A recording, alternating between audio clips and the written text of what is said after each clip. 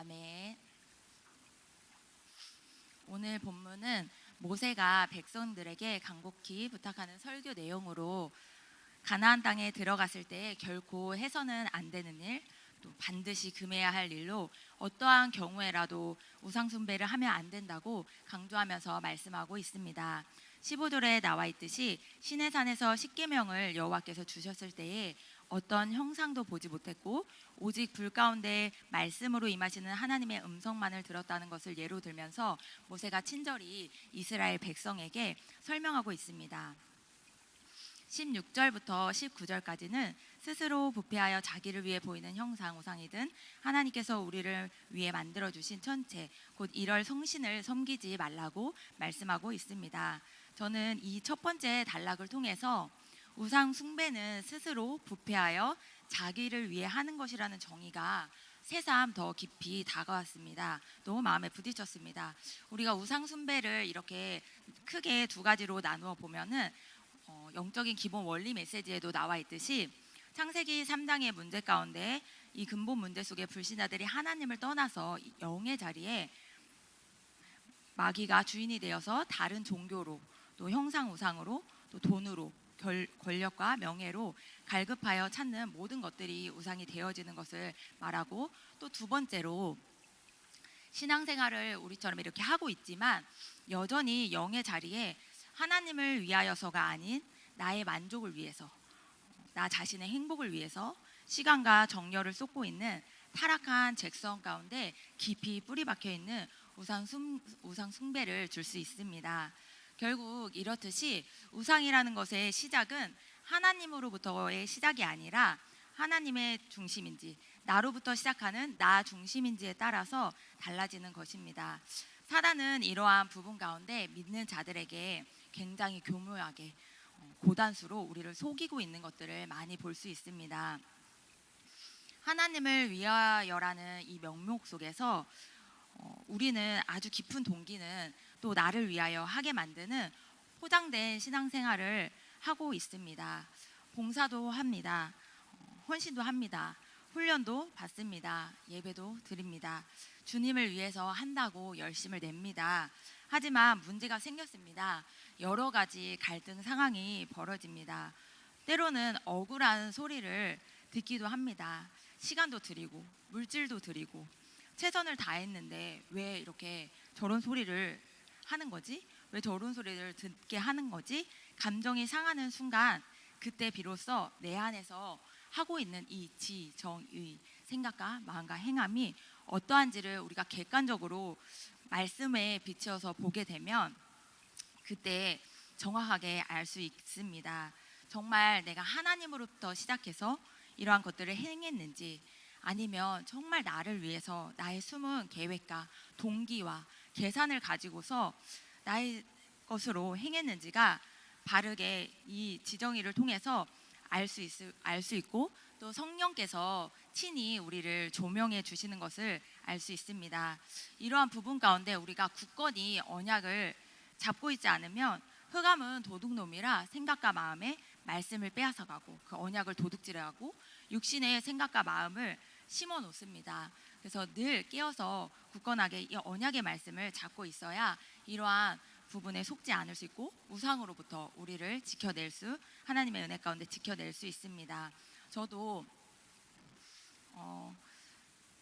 제가 이제 최근에 여기 이 자리에 지금 거의 한 1년 만에 서는 것 같은데, 그 전에 이제 설 수 있는 시간들이 있었는데 이제 출산과 또 임신이라는 그 공백이 있어서 이제 그 1년 만에 이 자리에 서게 되었는데, 제가 출산을 하기 전에 이제 임신을 하게 된 여러 가지 이유가 있었는데요.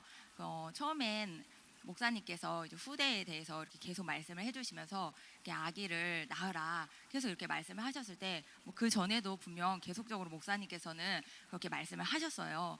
근데 제 마음에는 부딪히지 않았었거든요. 그리고 제가 또 아이가 이제 남자 아이 둘을 키우고 있는데, 큰 아이는 이번에 13살이 되었고 둘째 아이는 10살이 되었어요. 그러면 이제 10년이라는 아이를 키운 지 10년이라는 시간 속에 굉장히 저의 삶이 편안해진, 그래서 이제 그 아이들이 어느 정도 이렇게 좀 커서 스스로 무언가를 할 수 있고 저의 손이 많이 그다지 필요하지 않은 시기에 도달했는데, 근데 강단에서 계속 출산에 대한 이런 아기에 대한 이런 임신에 대한 말씀이 계속 이렇게 흘러나오는 거예요. 그러면서 또 제가 에스더 선교회를 맡고 있는데 목사님이 에스더 선교회 사람들 이렇게 해야 된다고 그러면서 후대에 대해서 이렇게 막 강조하시면서 하시는데, 제가 또 맡고 있는 부분이다 보니까 부딪힘이 남다른 거예요. 그거 나한테 하시는 말씀인가? 뭔가 나로부터 시작을 해야 되는 것인가? 막 이러면서 그런 부딪힘이 막 이렇게 또 다르게 이렇게 다가오더라고요. 그러던 중에 저한테 두려움이 있었어요. 아시겠지만 어떤 두려움이 있었냐면, 벌써 저는 이렇게 2명의 아들을 낳고 키우고 있잖아요. 근데 요새는 정말 이렇게 아들을 장려하지 않아요. 그래서 주변에 이렇게 아들을 키우는 분들을 되게 많은 분들이 아이고 이렇게 한숨을 쉬시면서 바라보시고, 아이고 짠하다, 약간 어떡하냐, 약간 이렇게 바라보시거든요.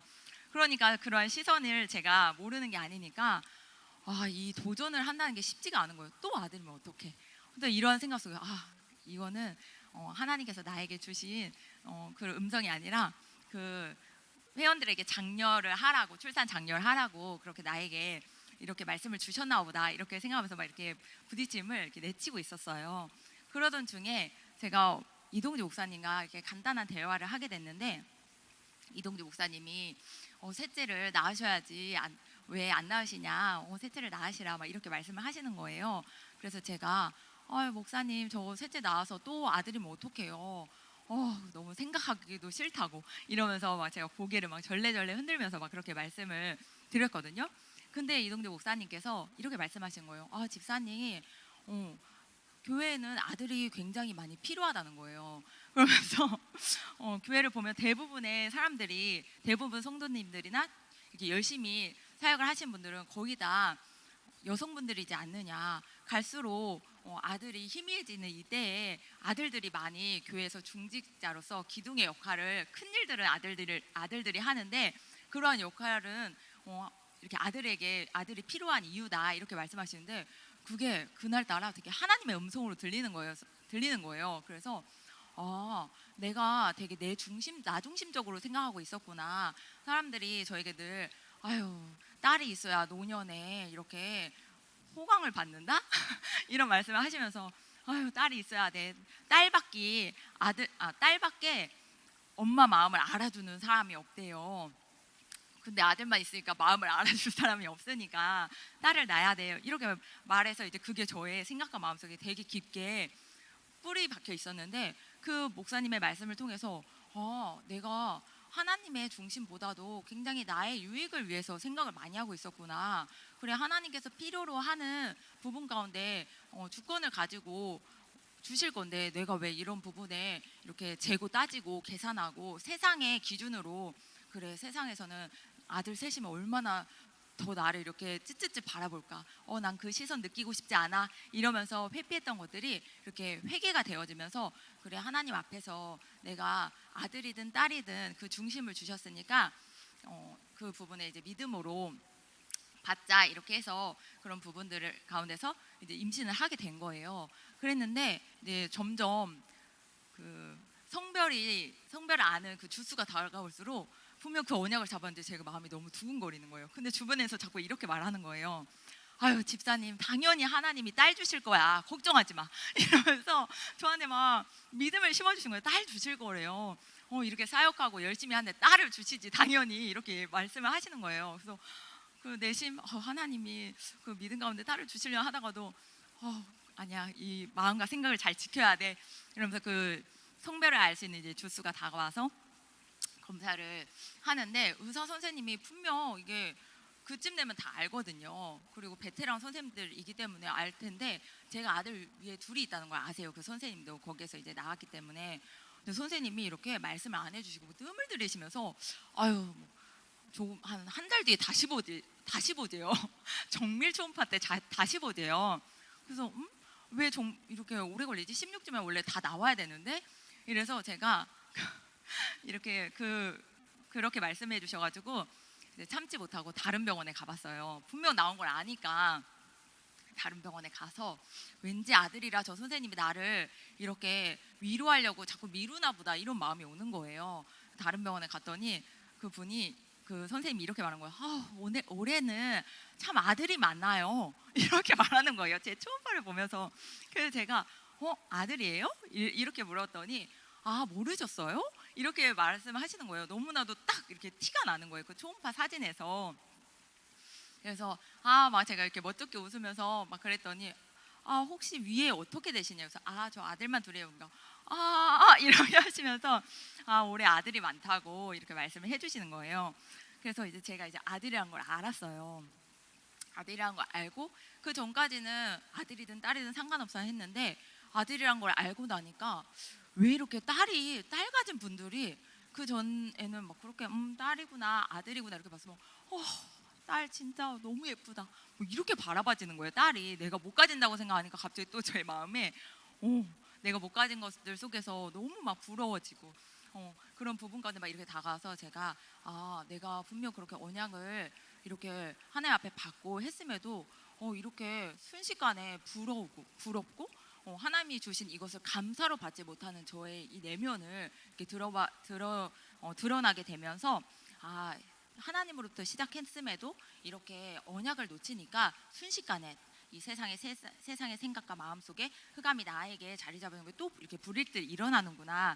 그래서 그런 부분들이 흑암이 틈타지 않도록 우리가 하는 것이 너무 굉장히 중요하고 그때 이제 그 싸움을 하면서 지금은 이제 왜 하나님께서 이제 아들을 주셨는지에 대해서 또 명확하게 그런 부분들이 깨달아지고 늦둥이에 엄청난 그 터울 속에서 딸을 주셨으면 엄청 또 나의 생각과 다르게 우상시 되어줄 수 있었겠다 우리 가정에서. 그리고 왜냐면 저희 가문적으로 봤을 때 저가 다 이제 아들이고 이제 임신을 했지만 이게 다른 이제 가족들이 임신을 했지만 또 그런 부분에서 이제 딸이 오랜 시간 딸이 없다가 태어나면 얼마나 그게 이목이 쏠리고 육신의 어떤 이런 것들이 쏠릴 수 있는데 하나님께서 그것을 이렇게 방지하시고 또 우상시 되어지지 않게 하시려고 이렇게 일을 행하셨구나. 그래도 그럼에도 너무 이제 셋째라서 또 터울이 많이 지다 보니까 너무 예쁘거든요. 그러니까 딸이었으면 또 얼마나 그 생각 마음을 다 그 아이에게 빼앗기면서 이런 부분에 힘을 쏟았을 것들을 미리 아시고 하나님께서 이렇게 하셨구나 또 이러한 생각들이 들었습니다.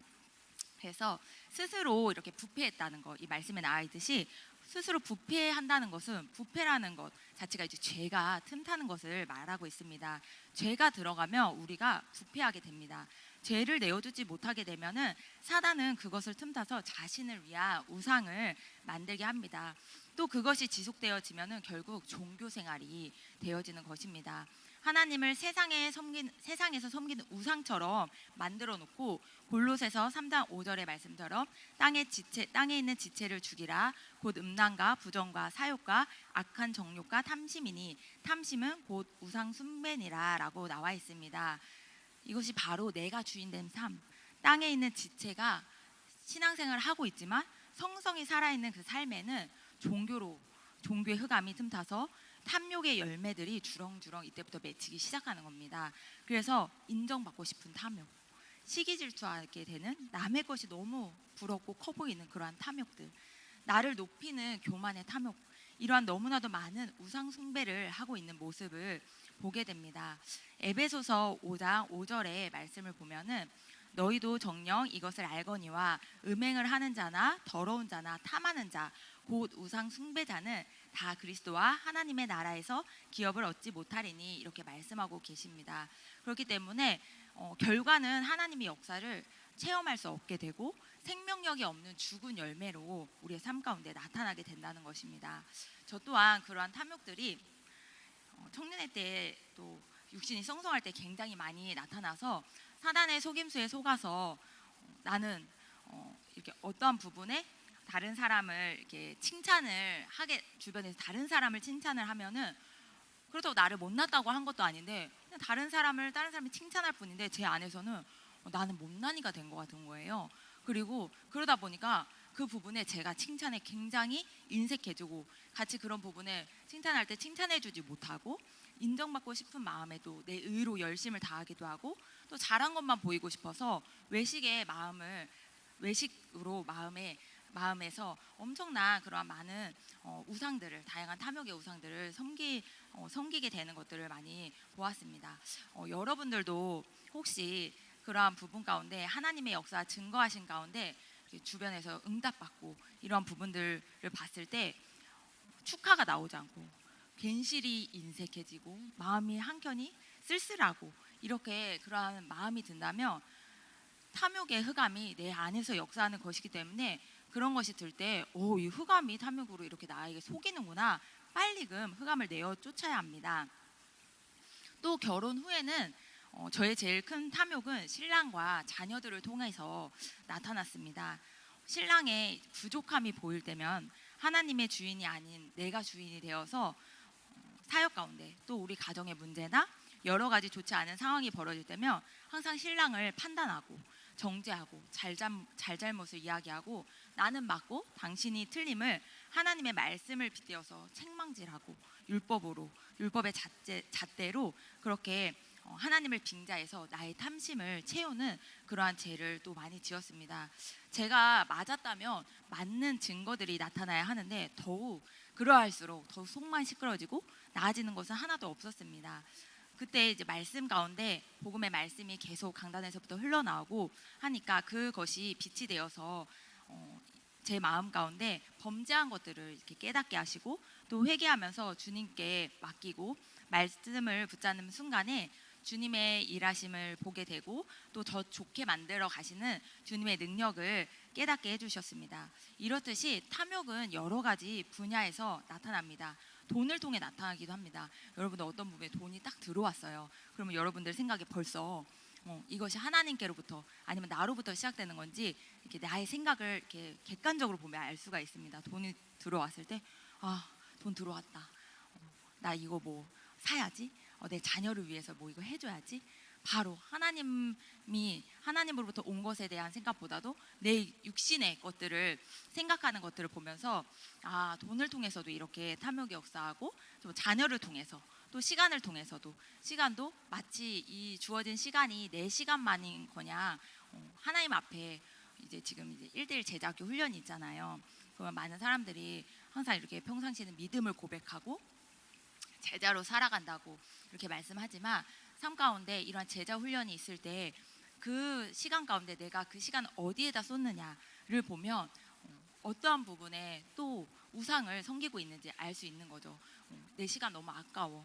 주말이고 주일날 이 시간만 쉴 수 있는데 가서 훈련 받으라고 4시간이나 훈련 받으라고 막 이러한 부분에 이러한 나의 생각을 점검하면 정확하게 내가 이러한 부분을 하나님 앞에 내어드리지 않고 내 중심이 돼서 우상 생활을 또 이렇게 하고 있구나, 이런 것들을 알 수 있습니다. 이러한 탐욕을 끊어내고 나올 수 있는 길은 오직 말씀으로 나타나신 주님께 순종함으로 삶에서 겸손한 가운데 인도받아야 가능합니다. 끊어내야만이 가능합니다. 20절부터 28절까지는 하나님께서 이스라엘 백성들을 택하시어 애굽에서 인도하여 내시고 자기 기업의 백성으로 삼으신 것이 오늘과 같아도 언약을 지키지 않을 경우에는 모세의 자기 자신이 무리바 사건을 통해서 말씀대로 준행치 않고 혈기를 부려서 가나안 땅에 들어가지 못하듯이 너희 또한 그곳에서 우상을 섬길 경우 하나님은 소멸하시는 불이시며 질투하시는 하나님시기에 소멸당하는 일이 벌어져 전멸과 흩어지는 일을 만나게 될 것이라고 예언하고 있습니다. 그렇기에 언약을 잊지도 말고 보지도 못하며 듣지도 못하며 먹지도 못하며 냄새도 맡지 못하는 신들을 섬기지 말라고 반복적으로 이렇게 강조하고 있습니다. 저는 이 단락을 통해서는 정말 모세의 간절함이 느껴지고 또 하나님께서는 공의와 정의로 말씀 가운데 건의로 역사하심이 깨닫게 되었습니다. 모세를 이렇게 묵상해 보면 모세 본인도 얼마나 그 가나안 땅에 들어가고 싶었을까요? 그렇기에 더욱 이스라엘 백성들에게 강조하고 또 강조하면서 너희는 나처럼 그런 부분에 이러한 죄를 범해서 그러한 일들을 당하지 않도록 선포하고 있는 거죠. 언약을 지켜 준행하라고 전달하면서 강조하고 있는 모습입니다. 저희 삶에도 이러한 경우들이 굉장히 많습니다. 때론 사역을 하면은 모세의 입장이 되기도 하고 때론 사역을 받을 때는 이스라엘 백성의 입장이 되기도 합니다. 사역자분들께서 경험한 많은 그리스도의 일들을 통해서 직접 부딪히면서 해봤기 때문에 때로 목에 핏대를 세우고 성령을 따라 행하는 것이 무엇인지, 그래서 성령의 열매를 맺는 것이 무엇인지, 그리스도를 삶에서 나타내는 것이 무엇인지, 사단은 또 어떻게 우리의 삶 가운데 역사하는지 아주 리얼하게, 아주 다양하게 그러한 부분들을 저희에게 말씀을 해주십니다. 그 똑같은 말씀을 듣지만 그것에 순종해서 준행하는 자는 성령의 열매를 거두고 또 이스라엘 백성처럼 불순종을 하게 되면 환난을 면하지 못하게 되는 것입니다. 때론 사역을 하면서 성령께서 길거리와 강당에서 소리를 높여 불러도 자아를 꺾지 않고 성령의 음성을 놓치고 인도를 놓치는 분들을 볼 때 굉장히 마음이 아프고, 또 그 결과가 말씀 결과 그대로 이렇게 나타날 것이 뻔해서 너무나도 안타까울 때가 많이 있습니다. 더욱더 안타까운 것은 이렇게 본인들이 순종하지 않고 준행치 않아서 나오는 여러 가지 열매를 보면서 그들이 하나님을 원망할 때입니다. 하나님께서는 감정에 속으시는 분이 아닙니다. 감정을 따라 역사하시는 분이 아님을 이 말씀에서 명백하게 말씀하고 있습니다. 때로 우리는 하나님 앞에 감정을 굉장히 많이 호소합니다. 내 슬픔을 아시니까, 이러한 나의 마음을 아시니까 하나님께서 들어주시겠지. 하나님 누구보다 제 마음 아시잖아요. 반드시 이러한 부분에 응답을 주셔야죠 하면서 때로 눈물로 또 부르짖는 기도로 막 호소를 하면서 하나님께서 그런 부분에 대해 감정을 막 이렇게 드러내고 안타까움에 이런 표현을 하면 하나님께서 응답해 주시겠지 하는 잘못된 착각에 빠져 살아갈 때가 참 많은 것 같습니다. 하나님에 대해서 왜곡되고 편협하게 생각하는 경우들이 굉장히 많고, 또 하나님의 수준을 인간 수준으로 바라보는 죄를 이런 곳에서 범하게 되는 것 같습니다. 하나님은 사랑이시라 하셨으니까 이런 것쯤이야, 이런 자그마한 죄쯤, 이런 부분들 하나님의 입장에서 보면 이거 정말 작은 거잖아요 하면서 눈 감아 주시겠지. 이렇게 작은 것에 하나님은 쪼잔하신 분이 아니시잖아요 하면서 오히려 말씀 가운데서 그렇게 하실 분이 아니야 하면서 응답이 없을 때 왜 없는지도 모른 채 잘못된 기도만을 늘어놓고 또 세월을 낭비할 때가 너무나도 많습니다. 하나님은 누구보다도 모세를 사랑하셨고 모세의 마음을 잘 아셨지만 그렇다고 해서 모세를 가나안 땅에 입성시키지 않으셨습니다. 우리가 갱신하지 않고 성화하지 않고 견인되지 않으면 하나님께서는 우리에게 좋은 응답을 줄 수가 없습니다. 그것은 공의와 정의로 하나님 말씀 그대로 다스리시는 하나님이시고, 이런 부분에 죄가 있으면 죄의 담이 가로막혀서 하나님의 역사를 체험할 수가 없게 되는 것입니다. 또 29절에서 31절에는 그럼에도 하나님께서는 언약을 잊지 않으시는 자비하신 하나님이시기에 이스라엘 백성들이 환난 가운데 돌이켜 마음과 뜻을 다하여 여호와를 찾으며 만나 주시고 멸하지 아니하시며 말씀을 청종하도록 인도하신다고 말씀하고 계십니다. 이 말씀을 보면서 아담과 하와가 선악과를 따먹고 언약이 끼어졌지만 하나님께서는 우리를 너무나도 사랑하셔서 하나뿐인 독생자 예수 그리스도를 보내셔서 우리의 모든 하나님 떠남에서 온 모든 죄와 저주와 사단의 문제를 해결해 주시고 하나님 만나는 길을 여신 분이시며 죄에서 돌이켜 끊어내 참된 회심이 있을 때 주님께서는 미쁘시고 의로우사 우리의 죄를 기어조차 하지 않으신다고 말씀하신 것처럼 하나님은 끊임없이 이 환난 속에서도 우리에게 돌이키라고, 깨달으라고, 돌아오라고 기회를 주고 계신 것입니다. 우리가 할 일은 이 속에서 정말 주님의 말씀을 믿고 주님께 맡기고 주님의 주권 속에 들어가는 것입니다. 제가 이제 최근에 가문 가운데 이러한 부분 가운데 환난이라고 생각하는 부분들이 있었어요. 늘 이렇게 함께 언약 가운데 신앙생활을 평생 하겠지 했던 부분 가운데 그것이 이제 틀어지면서 이거는 진짜 환난이다 막 이렇게 엄청 크게 다가오는 거예요. 그러면서 이제 그 부분 가운데 엄청난 불신앙과 말씀 복음 안에서 떠나서 이제 죄 가운데 머무는 많은 여러 가지 행함과 언행과 이런 부분들을 제가 가문 가운데서 이렇게 들었을 때 이거는 진짜 이 환난이 과연 이 환난 가운데서 이게 벗어날 수 있을까? 그 부분 가운데 하나님께서 그렇게 건져내 주실 수 있을까? 막 이러면서 때로는 그것이 좌절이 되기도 하고 절망이 되기도 하고 마치 이제 뭔가 크게 망한 것은 아니지만 어느 한 부분이 망해져 버린 것 같은 이러한 부분에 엄청난 그런 마음의 무게감을 가지고서 이렇게 부딪힘이 있었었는데 제가 이 말씀을 이렇게 보면서 아 그래 하나님께서는 지금도 그렇게 환난 가운데 그 속에서도 부르시고 계시는구나. 그리고 일하시고 계시는구나. 그리고 그것에 있어서 회심하고 돌이키고 정말 그 부딪힘이 성령의 조명이 강력하게 임할 때 하나님이 일하시며 이것이 가능하고 또 하나님께서 언약을 체결하시는 분이기 때문에 그 언약대로 일하실 주님.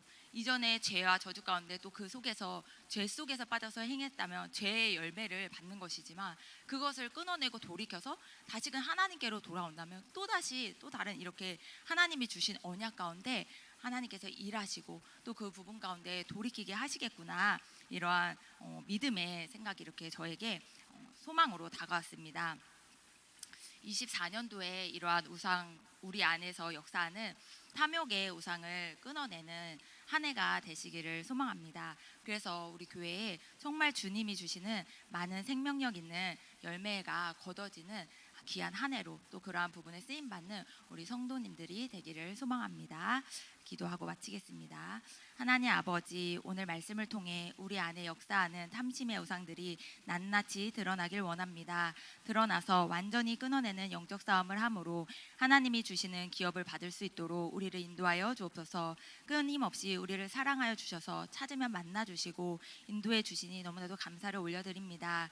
24년도에 우리 끝나무교회 성도님들 모두 언약 성취의 증인들이 되게 하여 주옵소서. 이 모든 말씀 살아계신 우리 주 예수님의 이름으로 기도하옵나이다. 아멘. 목사님 나오셔서 헌금을 위해 기도해 주시고 마치겠습니다.